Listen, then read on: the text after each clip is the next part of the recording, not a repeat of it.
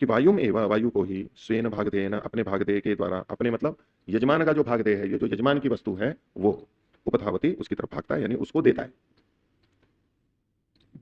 आहुति जो यज्ञ क्या होता है, देवता के लिए स्वस्वत्व का त्याग करना होता है। दान यही तो होता है ना, दान क्या होता है, स्वस्वत्व का त्याग करना। और आदान क्या होता है, परस्वत्व का आदान कर लेना, उसमें अपना स्वत्व आ जाना।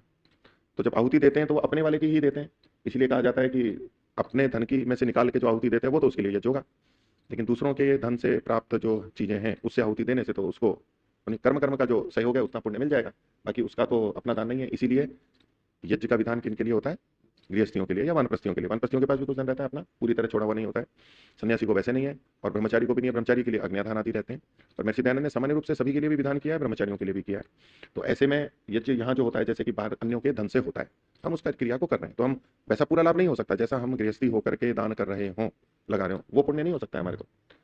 तो यहाँ पर जो कहा स्वेन भागधेय है ना, अपने भागधेय से, जो उस देने वाले का अपना है, जो श्वेत पशु है उससे उपधावती प्राप्त होता है। वायु को कैसे प्राप्त होता है, उसके द्वारा अपने भागधेय को दे करके उपधावती उस तरफ जाता है, उसको प्राप्त करता है।